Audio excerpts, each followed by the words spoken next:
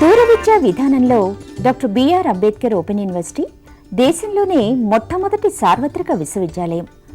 దాదాపు 2.5 దశాబ్దాలుగా దూర విద్యా విధానం ద్వారా కంప్యూటర్ కోర్సును అనుసంధానం చేస్తూ BA, BCom, BSc డిగ్రీ కోర్సులను అందిస్తోంది. పోస్ట్ గ్రాడ్యుయేషన్ స్థాయి, డిగ్రీ, డిప్లొమా స్థాయి కోర్సులను ఔత్సాహికులైన విద్యార్థులకు అందిస్తోంది. డాక్టర్ బిఆర్ అంబేద్కర్ సార్వత్రిక విశ్వవిద్యాలయం స్థానికంగా స్వయం బోధనా పద్ధతిలో ముద్రణ రూపంలో రూపొందించిన కోర్స్ మెటీరియల్ అందిస్తోంది. కోర్స్ మెటీరియల్ అధ్యయనానికి సహకరించే విధంగా రేడియో, టెలివిజన్ పాఠ్యాంశాల ఆధారంగా కార్యక్రమాలు ప్రసారం చేస్తోంది. అధ్యయన కేంద్రాల ద్వారా ఏర్పాటు చేసే సలహా సంసర్గ తరగతులు, సైన్స్ ప్రాక్టికల్ సౌకర్యాలు విద్యార్థులకు స్వయం అధ్యయనానికి ఒక చక్కటి అవకాశం. ఇవి విద్యార్థి సమీపంలో ఉండే అధ్యయన కేంద్రం నుంచే పొందొచ్చు.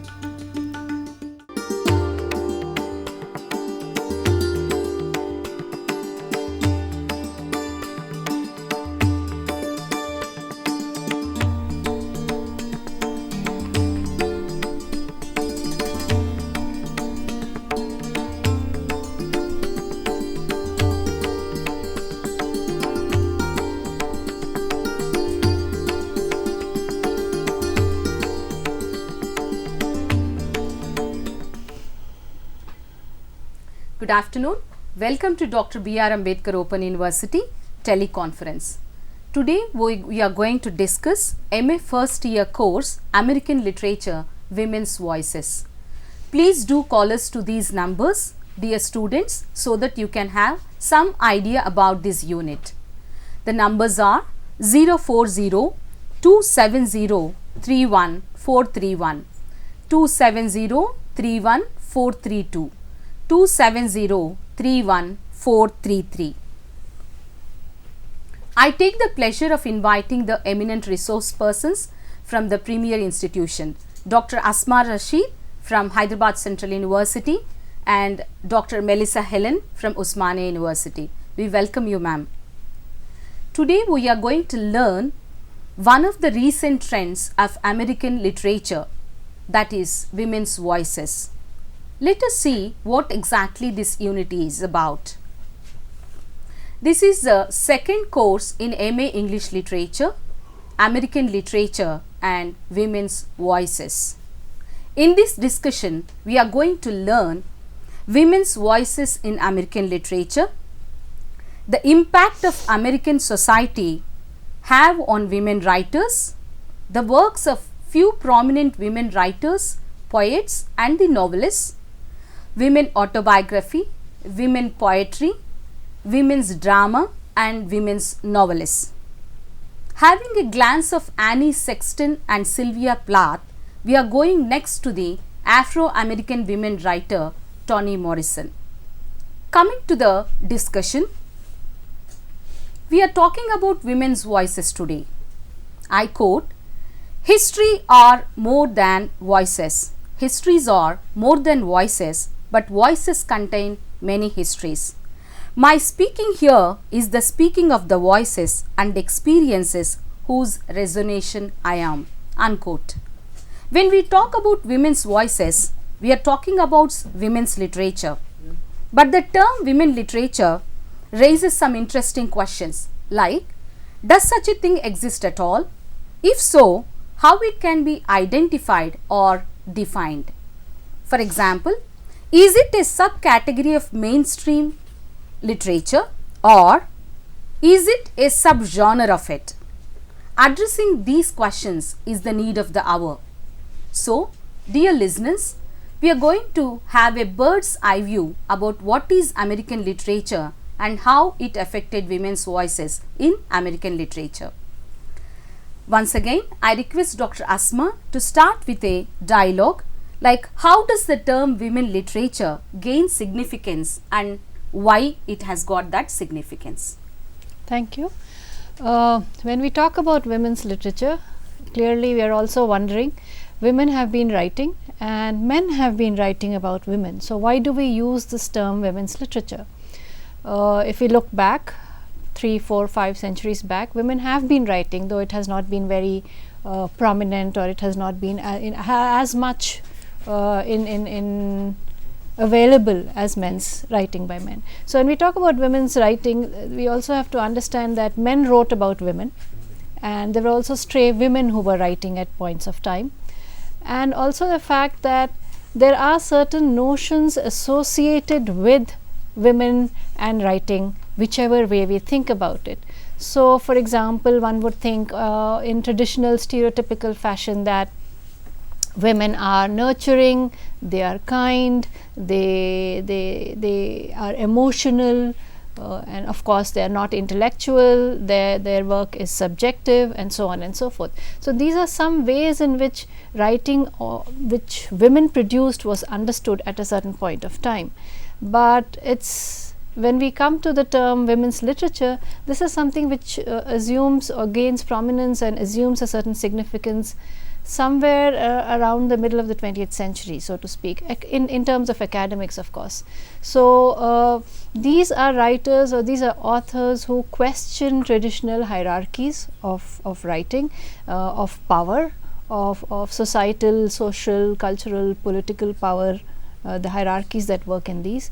And somewhere these are also authors. Now clearly not all women who write can be regarded roughly. Again, when you come to women's literature, there is a term which we think about, with the term which is not used in this block, but there is a term which we are all familiar with, most of us would have heard in our life outside the classroom, and that's feminism. So for a writing to be considered as something which is taking issue with the hierarchies of power, that is which is regarded as women's feminist literature, or women's literature which seeks justice, if you like, against hierarchies of different kinds. It gains significance around the middle of the 20th century when disciplines, or when a larger number of women entered academic spaces, significant numbers, or a visibly significant number of people, of women entered academic spaces in disciplines across humanities, social sciences, what are also called liberal arts. And these are people who wrote and who questioned the existing hierarchies of the fields of study, as well as the way in which canons of established literatures were organized. So for example, if we are thinking of literature written in Britain, we think of Shakespeare, but we don't think of Aphra Behn. So if you think of Mark Twain, but we're not thinking of Emily Dickinson necessarily at a certain point in time. Similarly, so the idea that these are women who are writing not necessarily in ways that one can understand other kinds of literature. There's a term which a prominent critic and academic, Elaine Showalter, uses sometime in the 1970s. She says that there has to be a female awareness, a certain kind of shared empathy about what it is to be a woman. Yes. And that this kind of writing emerges from within women's experiences of life, of work, of being a parent, of being a citizen, if you like, in this world. So women's writing is writing which takes issues with existing hierarchies, as well as brings out a certain different kind of perspective, if you like, and which has long been sort of set aside, if you like. It has been considered as something subjective, non-intellectual, and that men write, for example, about the public, the larger political world, whereas women write necessarily about inner lives or inner domains or domestic spaces and so on. But women's literature is that which is questioning all of these kind of hierarchies, and no longer works with such ways of thinking about divisions or demarcations or segregations, if you like, about writing, as well as the ways of looking at this world, as well as issues, whether you like, of social roles that we have, or whether it's issues of race, whether it's issues of sexuality, whether it's issues of political power, so on and so forth. Yes. Taking this point to Dr. Melissa, can we regard women's literature as universal? Taking some points from Asma, we can see that it is not sticking. If women writes, it is not only about women writing about literature. We can't consider women literature if women writes, it is women literature. No. How we are going to justify it as universal literature, or how can we take women literature into as universal acceptance? Can you throw more light? Yes, women wherever they belong to and to whichever race or country or nation they belong to, they all have a shared life experience. Despite the fact that they might be coming across different generations, different socio-economic factors, but throughout history we have seen women suffering or being subjected to a lot of domination, whether it is through the society or through the race. So whatever they write, whatever they record, the very notion that they are trying to articulate their experience, they are trying to voice out their opinions, as our colleague Dr. Asma just mentioned, it is basically a question of questioning the existing hierarchies, also the structures which were not really considered so far. So I think wherever they write, women, all art is universal to some extent, and all women's writing also is universal. Do you find, Dr. Asma, do you find any difference between women autobiography, the content of women autobiography, and men autobiography? Is there any distinction that we clearly see, or what is that distinction is about? All right, to pick up from what there's a link between your earlier question and Dr. Melissa's response and yours. Let's try to see how that link works. Clearly there is a way in which I'll agree with Dr. Melissa that there is a way in which there is a certain, if you like, an essential universality of experiences of women from across the world, if you like.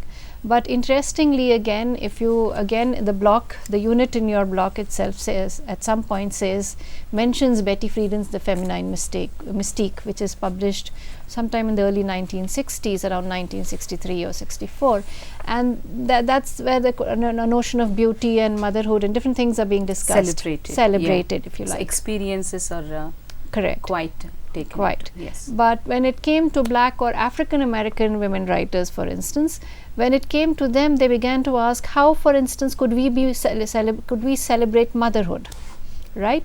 Given the fact that African American people trace their heritage from a slave past. So if they were slaves, they black women who produced children, the children belonged to the master. They could not effectively be parents in the same way that white women could be mothers. So the question of whether women's experiences could be universalized, these are very, very interesting questions and require a great deal of careful inquiry, attention to the details of each specific socioeconomic, as Dr. Melissa mentioned, but also when we are particularly thinking of the American context, and issues of race are clearly crucial in how we examine women's writing. To reach your question, Dr. Madhuri, about autobiographies, this is a very interesting, if you look at genres, it's very interesting in the ways which men authors differ across genders. So for instance, when men write autobiographies, you will notice that there will be some kind of tracing of a past, of a childhood, of a growth, of a maturation, of a coming of age, if you like. And that is a way in which we understand autobiographies themselves, the unfolding of a life story, of achievement. But when we look at women's autobiographies, there is a way in which women's autobiographies have been described as being fragmentary, as being limited to their social worlds, as having gaps and fissures. And generally the discussion has been that women's autobiographies, because women's lives are necessarily cut off from larger political or social worlds, that necessarily their lives are contained in the socio-cultural worlds. That's one way of understanding. And a second point which comes up when we think about women's autobiographies is that it's often stressed that women's autobiographies are relational. Yes. That there is a way in which women, given the way their lives are structured, work more with relationships, if you like, or with associations. So their autobiographies are more track more about how the relationships or how the lives unfold in terms of a social field. Yes. So the sense of achievement is not necessarily a linear way in which works. So there is a way, there is a difference, if you like, in terms of approach when women write autobiographies, that women's autobiographies map more of a family or a social world or a community. Community. Yes, you're right. Because if I may continue the topic, if you look at the autobiography written by the Dalit Maya, the prisons we broke. Yeah.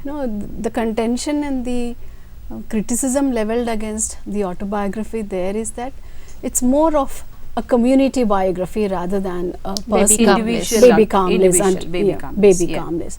So I think basically the question, as she pointed out, Dr. Asma, because women does not live her own life all the time. Her life is tied up with the community around her, and therefore it is not, as she pointed out again, it's not a linear one, but then simultaneously they are talking about the progress in the community, whatever is happening in the community, and it's not a personal advancement of the very person who is writing the autobiography. Yeah. Trying to add up what you said, ma'am, Baby Comless Prisons We Broke is an autobiographical content where community plays a larger significant role. Yes.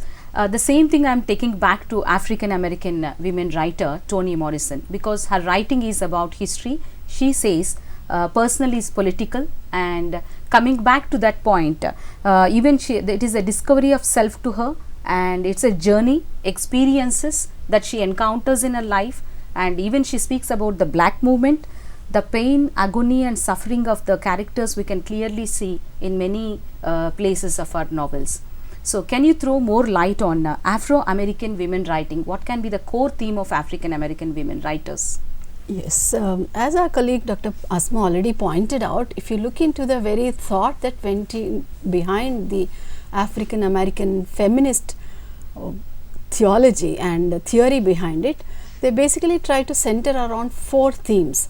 One is the search for voice, because women have always been stifled.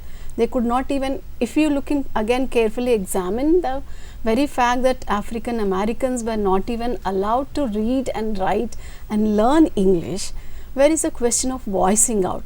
So after the centuries of advancement and feminist movement that swept across the world at large and particularly the US, we do come across some of these themes emerging again and again in African women's writing, particularly their need to search for a voice and articulate, and they also needed to have some kind of an interdependence between the thought and the action. Okay. Because if the theories and if the social workers, the ones who were trying to bring out some radical changes in this lot of the African Americans, be it the men or the women, if at all they wanted to really bring about some changes, there had to be have a good coordination between the thought which would be translated into the action.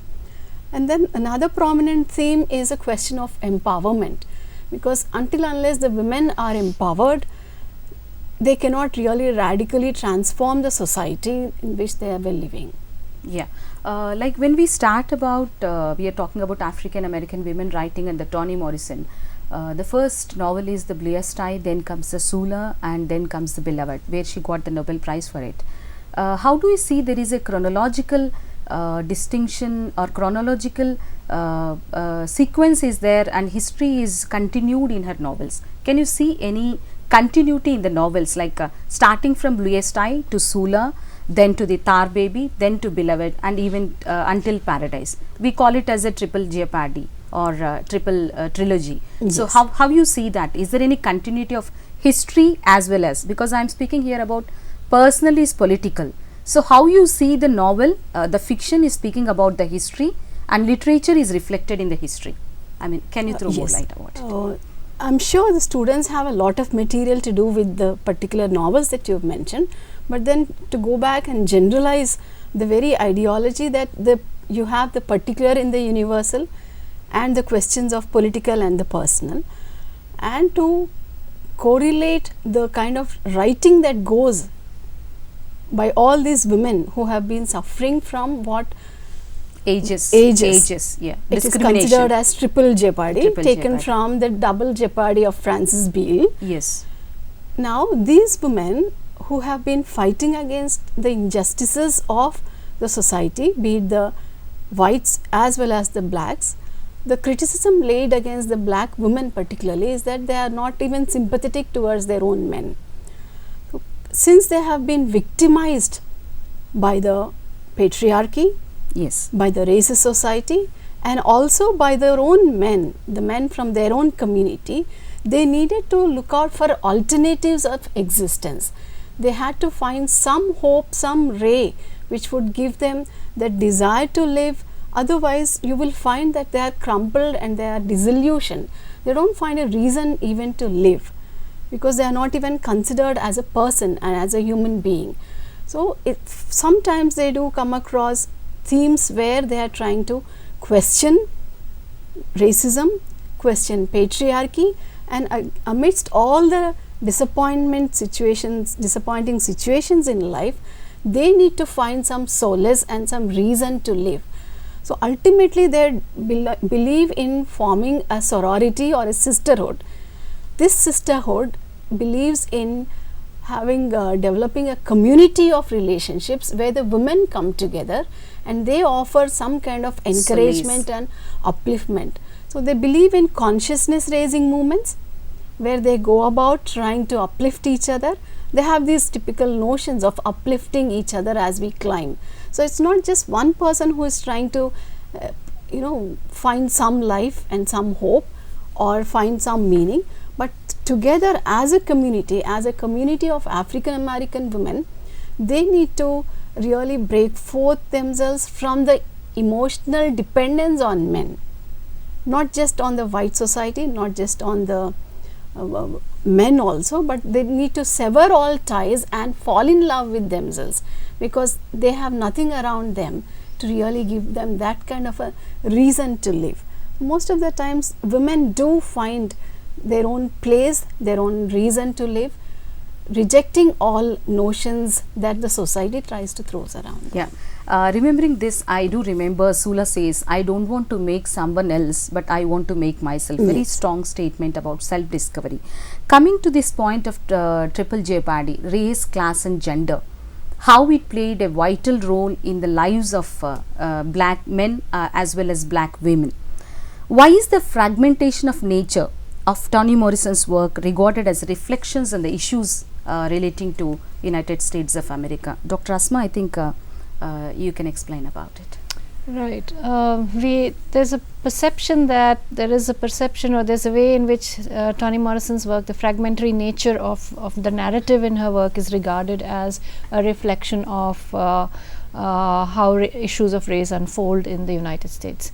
Remember also that Toni Morrison's, for example, you've mentioned Bluest Eye, it came out sometime in the around 1970, and it was rejected by several publishers before it could be published. So 1960s is a time of black civil unrest, black movements, civil rights movement. Black is beautiful. Exactly, the Black Panther movement and so on and so forth.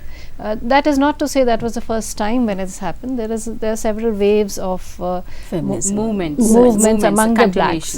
Right, among the African American people, or the blacks as they call themselves at that point of time.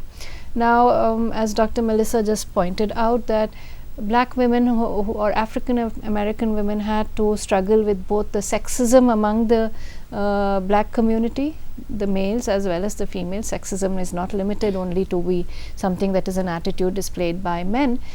Similarly, they had to battle against the racism of white females, or white people, if you like, in general.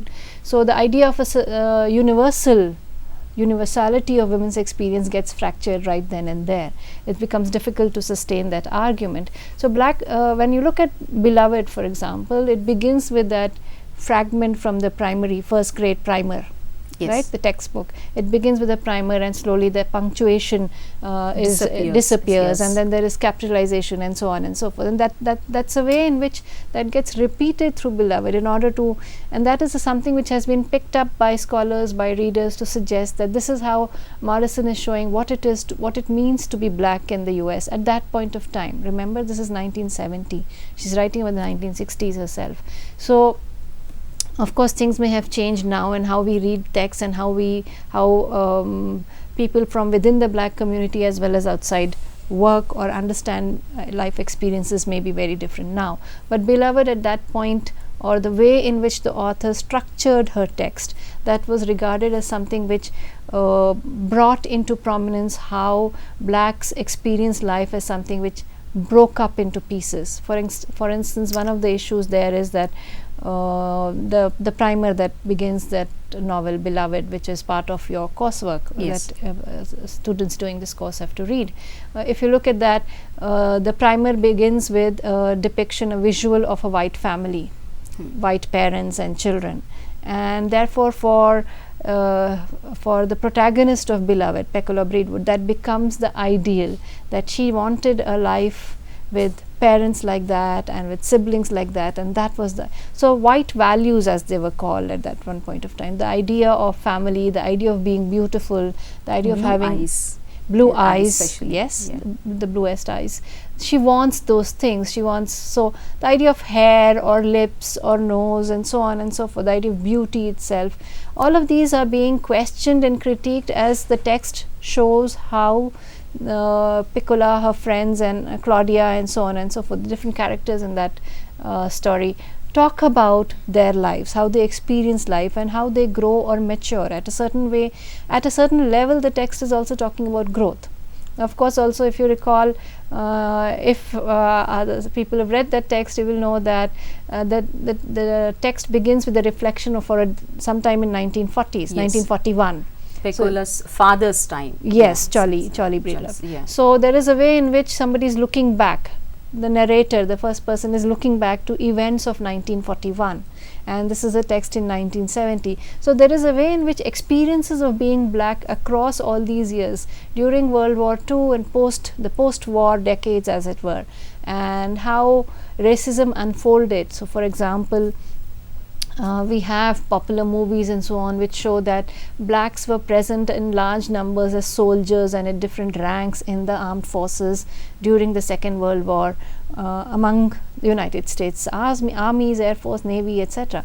But when it came back post-war, the segregation, it came back to being segregated, right? So the ways in which the idea of being black unfolded in the lives of these people, the segregation in terms of housing, in terms of schooling, in terms of entering a shop or a restaurant, which continued in spite of much economic development, progress, growth, and so on and so forth, as the United States became an economic power and arrived, if you like, on the political stage of the world.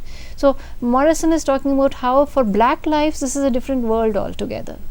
The kind of discrimination, remember that sitting on a bus was not allowed, for example, the Martin Luther King and all of those black civil rights movements. So Toni Morrison's work is therefore regarded as fragmentary simply because there is a way in which she uses in her style as well as in her content, the way her narrative is structured and the way she uses the experiences of her characters, if you like. The way they experience life, the discriminations they face, the setbacks that they have, the aspirations and dreams which they have and which remain unfulfilled, which are thwarted because of race, because of discrimination based on race. And also at the same time the women face a lot of issues. If you remember Beloved, the black girl is raped by her own father and then she is ostracized by the church and by the community, and this is all being recalled when the text begins. So all of these kinds of the triple Jeopardy. yes, the triple jeopardy which you just now mentioned, all these issues point to the fragmentary or the fragmented ways in which black women's lives unfolded, and the authors or the writers of that time in their novels, in their drama, in their other kinds of work tried to bring it out. Yeah.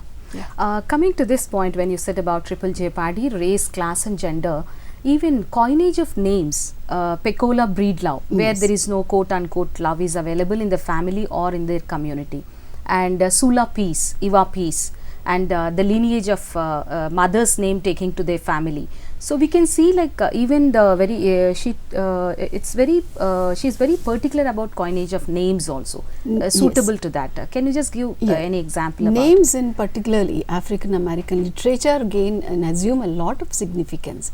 While talking about this, I am reminded of another prominent playwright, Ntozake Shange. Yes. Her name itself has a special meaning. It means she who comes and walks like a lion. And she has given up her English name or the American name that her father and her parents gave, because naming always assumes a great significance if you take it back to the African culture itself. And that was the time when Alex Haley's Roots was also making its significant presence felt on the literary scene. Then talking about continuing the discussion about how African American women, when they write, there's this notion of fragmentation, because their lives have been disrupted and disjointed by many forces in the society. You find a similar trait even in the plays written by the women. Yes, African American playwrights. I'm not saying that this is the first time that the women have made, African American women have made such strident gains Distinction, in, yes. but then they have built upon the transformational theatre of Megan Terry. So if you look into the structure of the theatre in the 1960s and 70s, particularly by the African American women, you don't find a play strictly written in the mode of a play. There's no strict act and play division. This particular play, once again titled For Colored Girls Who Have Considered Suicide When the Rainbow Is Enough, it's interesting because it's titled as a choreo poem, subtitled as choreo Yes, poem. yeah. So there are no strict acts and no play divisions of scenes. So each one, the names, the characters are all nameless women, each named after the colors of the rainbow, and then you don't have a story or a plot line. So that's all a reflection of how the society has treated them. Also, after the Emancipation Proclamation and all the laws that were brought into effect to eradicate and do away with discrimination, de facto discrimination still continued. That was what was very, very painful to the African Americans and particularly the women, because they have been victimized by both the men within their own community and the outsiders. As Dr. Asma just pointed out, see, during the wars, a lot of black men went and fought against the different allies. Yes, yeah. Then when they came back, they were all war veterans, and then they had neither any solid background at home To fall back. Yeah. and neither did they have that kind of a family structure that would help them. Yeah. So the women had to take this kind of a double victimization from their own men who have come back. I just remembered when you said about the veterans who comes from the background.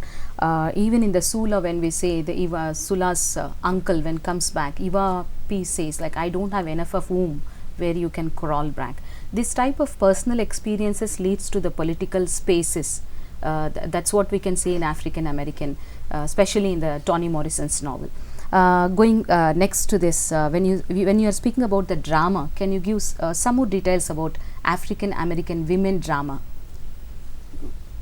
The colored girls. The colored girls, and then if we want to look into the history very quickly, it started in the 1940s and 50s, early 50s, where they still followed the predominant European mode of realism.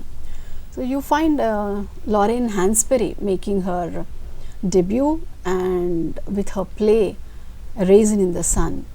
So we don't find much of a difference in terms of the themes and the structure and the technicalities she used. Basically, but for her to have her play staged on Broadway was itself a very, very great achievement.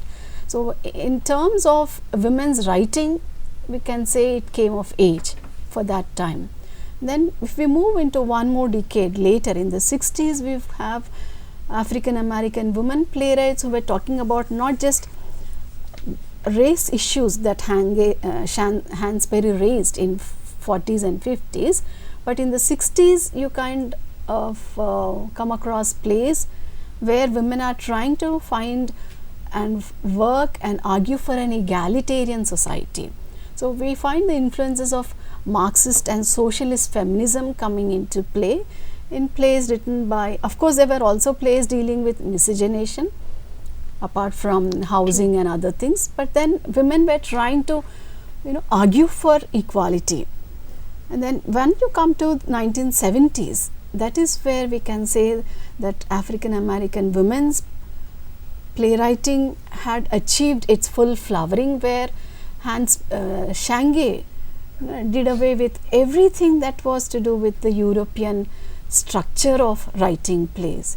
So and that's why there's a lot of criticism leveled against Shange, saying that she's too radical, and many people consider her as an enemy of the blacks. Okay, it's a very interesting point. Like they are pitted against their own, kind Race. of race. Going to the next point. What are some of the, because we started with autobiography, we are moving with African American women writing.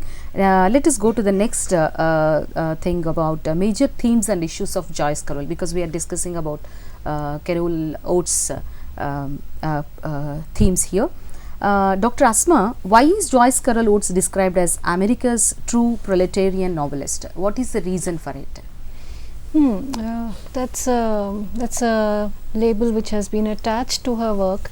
One thing is that she is a very prolific writer. She's now nearly more than 80, I think she's still alive. She's born in 1938. So there's a great deal of writing which she has done over the years, and her given the fact that she herself came from that kind of background. For example, her father was somebody, I think, who painted signs and then held a lot of manufacturing, lowly jobs in manufacturing, and her mother herself was the daughter of migrants. So there is a way in which her work reflects on, and the fact that Joyce Carol Oates herself grew up in a small town, went to a school, and a primary school which was just a one-room school, and then later won her scholarships and so on and so forth. So there is a way in which a lot of her work is set in those kind of economic as well as social worlds. So there's a way in which there is a great deal of urban, there's a great deal of violence, there are race riots, there are ways in which the burden of being young in this time, and she's also somebody who's writing around that time. So the disturbances, the way in which teenagers have to come to terms and grow up, the way in the uncertain times in which her writings are set, the economic uncertainties of that time. By 70s there is a great deal of economic uncertainty, and Joyce is moving across different cities with her career. But there's also this whole way in which she writes about dark twists, and she writes about lives in those. Therefore, basically, because her worlds are set in that aspect of society, it is not where people are driven insane, where people are driven mad by different kinds of stress and strain, and not necessarily in a comfortable manner, not necessarily in a comfortable socio-economic world, so to speak. So because of all these reasons, the cruelty, the violence, the discriminations, the setbacks, the twists and so on, she's regarded, there's a label attached to Oates's work, and she's often been called a truly proletarian writer. Yeah. Dr. Melissa, when you even she has one more nickname called as the Dark Lady of American Letters. How you see that in a feministic point of view? Yes, if we look into the history of literature and the world, the modern century has been characterized, and then the 21st century, the early 20th century, ravaged by the wars. The horror, the brutality, the violence, the rape, everything has escalated to such an extent that Oates is considered as the Dark Lady of American Letters, because many times, though people do experience some of these things, they would be hesitant to put it across. But then modernism and the liberation and feminism has empowered and emboldened women even to talk about some of these things which might not have been hitherto referred to or even discussed in the literature. If you go back to the earliest women writing, even British writers like Jane Austen, we do come across the kind of things and the kind of themes that they portrayed were very, very different and delicate issues. But I'm just intruding here. We got a call. Let us take the call. Yes. Hello? Hello?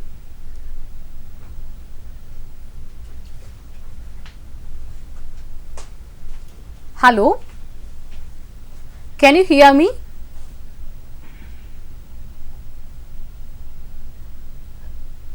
Can you hear me?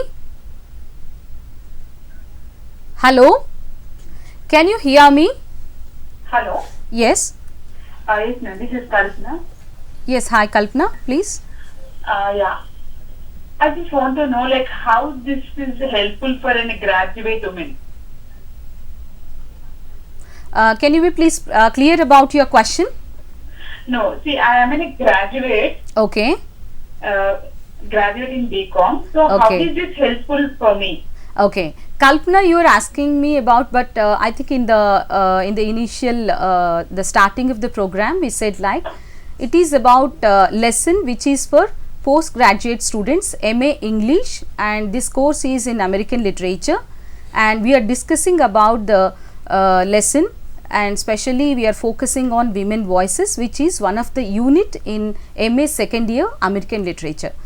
In general, you can understand, and it is not like exactly we are giving a general discussion, but it is focused discussion about women's voices and American literature. I think I hope I answered your question. Thank you. Coming back to our discussion, yeah, we are in between about about African women drama and Oats. oats. Yeah, Yeah. yeah. Please continue. With so with much us. of the pessimistic world around, and women who didn't dare to talk about all these issues did dare to talk about some of these issues. That is why Oates is considered as a dark lady of American letters, because women coming to the forefront to portray their experiences was one achievement, and then while portraying about their experiences, bringing out the darker side of their experience. Generally, people would like to hide some of those dark facets of their life or the experiences, but the very fact that Oates doesn't mince words and portrays life and experiences as they came across has given her that kind of a tag. Yeah. Coming back to the women poetry, so we start with Sylvia Plath and Annie Sexton. How Sylvia Plath poetry considered as a confessional poetry? Any of you can take the. I think both the poets that you mentioned, Sylvia Plath and Anne Sexton, both of these women are writing again in the mid-late 60s, at least as far as the course is concerned, as far as the MA program second year texts are concerned. These women are writing in the late 60s and so on, and they are writing from very personal kinds of experiences. These are poets who talk about personal experiences not just in a happy way, but in a way about their pain. For example, Anne Sexton began writing because her therapist told her to start writing as a way to deal with her emotional experiences, her problems, her troubles and so on. So she begins writing, and anyway, so the point being that these are people who belong to a group of writers around that time, and these included men like Robert Lowell and so on. The fact that they are writing about not just about themselves, but they are also writing about their traumas, their grief, their pain, their suffering, if you like, and they are writing about even subjects which are not deemed appropriate or proper, such as sex, such as addiction. And the poem that you have in the text itself by Anne Sexton is talking about addiction. So, and when Sylvia Plath writes Lady Lazarus, or one of her more famous poems, Daddy, she's writing about psychological traumas. She's writing about mental health issues. She's writing in using a style and in using images which are deeply disturbing. These are not poetry. These are not poems about happiness or the seasons or a romantic angst or something like that of coming of age or whatever. This is about trauma, this is about depression, this is about relationships which are fraught, which are unhappy, which cause a lot of pain to the authors. And therefore, also of course in terms of technique, these are the poets who use this narrative I. Alright, so Yes. they use the Yes. now of course this is not the same I as, for example, you have My Last Duchess by Robert Browning, some 200 years. So this is not the same I.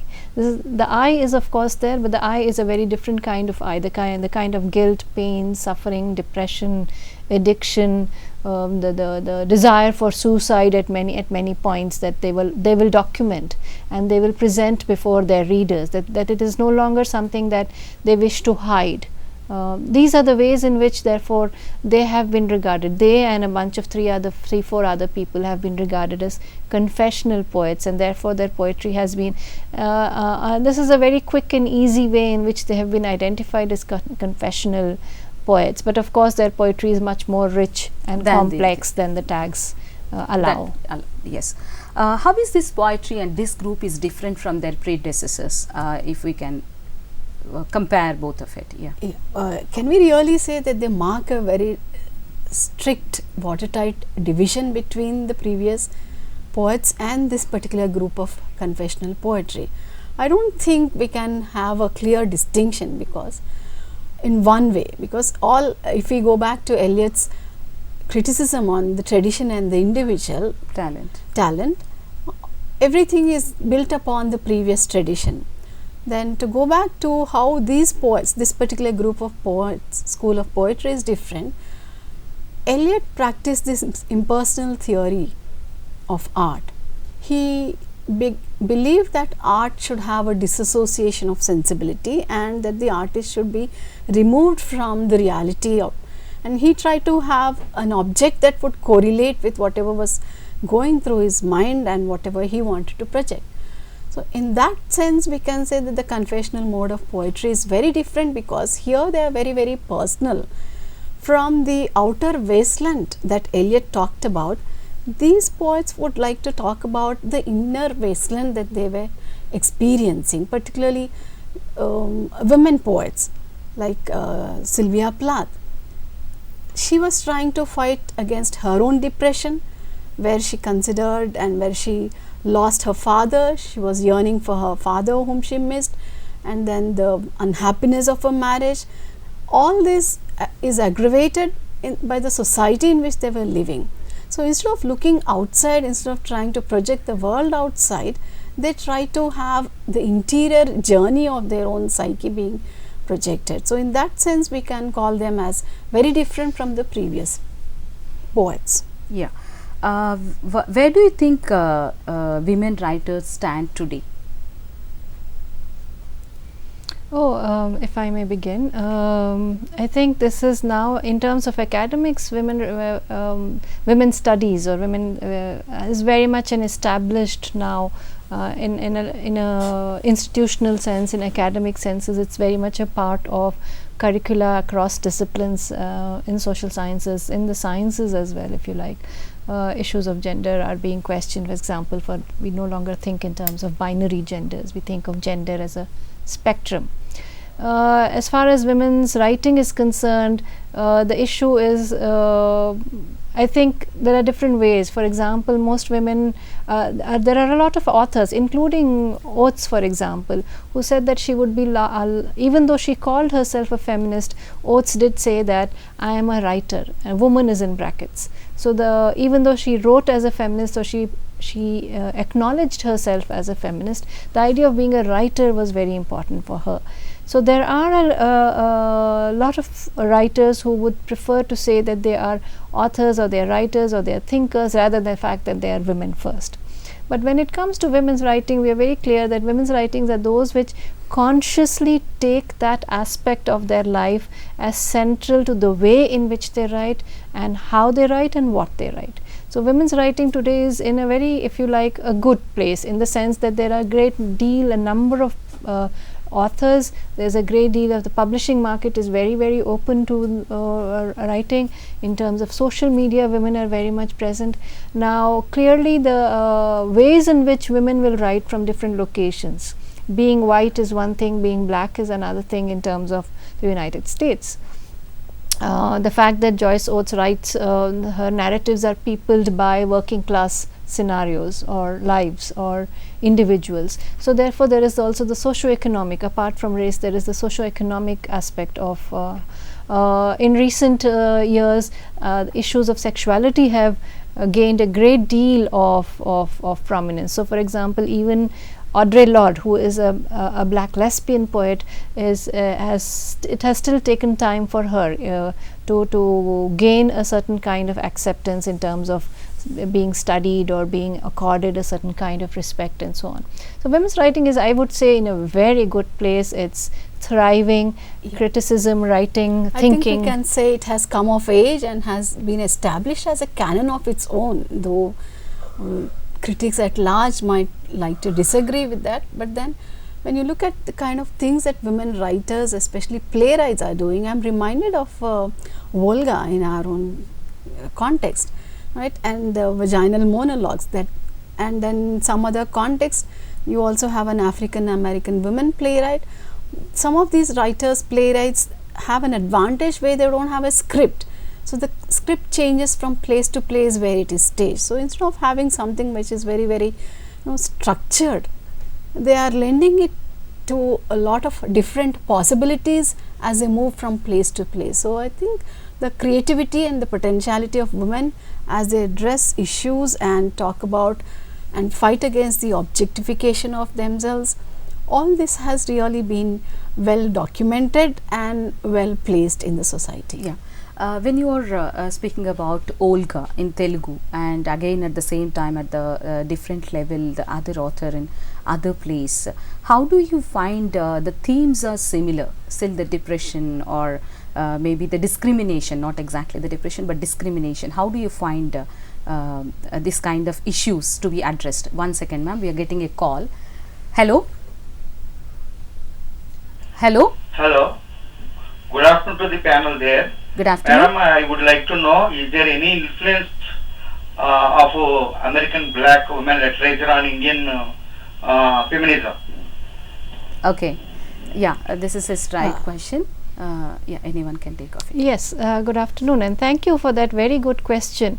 It's a very important point, because yes, issues of race, black writers and black movements by black African American activists and academics definitely had a very direct and immediate impact as far as writings from the subcontinent India are concerned. So, for instance, the Black Panthers movement is something that finds a direct inspiration. It directly inspires the Dalit Panthers movement in the 1970s in Maharashtra. When it comes to women's writing, I think given the breadth and the variety and the richness of cultures and languages that we have in India, there has been a very rich tradition of women writing across languages, across regions and across different sections of society. How did black African American women's writing impact? I would think it impacted more in the ways in which we began to pay attention to our own writers and authors, that we learned how to deal with in reading texts by African American authors. There is a way in which we learn to also acknowledge the richness and the variety and the voices, the different kinds of voices which are available or which have been available in writing across different vernacular literatures in India. Anything else? And I would like to add by asking you to read the poetry of Meena Kandaswamy. The kind of things that she writes and the way she writes is, I think, a definite influence of black American women who have written that poetry. Yeah, the self-discovery or the alienation, the kind of... in addition to those traditional issues, the kind of the way in which she writes, she wants to shock people out of her complacency. The themes, the subjects that she writes about, she just doesn't want to use that proper language that you would expect to find in literature. So, it's a type of experiment that they are going to do with the narration as well as with their theme and content. Yes. So, coming back to the same question of where we are discussing about Olga and the other in the sense the other side of the world. So, can we just get more details about it? Yes. I remember reading one particular play called Sally's Rape by Robbie McCalley. It's interesting to note that so far people and playwrights might have written about the issue of rape, but then in this particular play you have two playwrights, you have two characters who suddenly take the audience by a big surprise and embody and perform a scene of rape on the stage. This was something which has never been attempted so far. So instead of just talking about rape and the generations of rape that African American women in particular went through, because when you talk about rape in African American women's world, we have to keep in mind that rape is just not an aberration, or it's not just one instance. Unfortunately, there's been this term where we say that it's almost an institutionalization of rape. So when African American women are trying to talk about the horror of generations and generations of women being subjected to this kind of, legitimate almost kind of rape, the African American women find no other ways of presenting the pain and the trauma that they went through except by performing it on stage. So you will not come across that kind of a thing ever being done on stage, where a woman goes naked and lays herself on an auction block like this, saying that this is what happened to my mother and her mother and my grandmother. So it can be traced to generations. Yeah, I think it was a very fruitful discussion. We started with the what is women's literature, how the influence of women literature in the contemporary society, African American women literature, women's autobiography, women poetry, women drama and novel. I thank the resource persons, Dr.Asma Rasheed from English and Foreign Languages University, for giving a detailed engagement with the topic, and even I thank other resource person, Dr. Melissa Helen, for giving a elaborate discussion about African American women writing as well as the women's voices from different genres. Coming back to the students, you have to open your books to see what is happening inside the American literature, not only to know about what is the history, what is the poetry, American women poetry, American fiction, American novel, but what is happening contemporary society, how you can relate with the history as well as to the present and to the future. So keeping this in view, dear students, please go back to your textbooks and kindly read and make a note of it, so that you'll gain knowledge as well as you'll have a pleasure in reading the literature, because literature is mirror of life. Thank you very much for being listening to our discussions and lecture, and I thank all the students on behalf of Department of English for being a part of it. Thank you.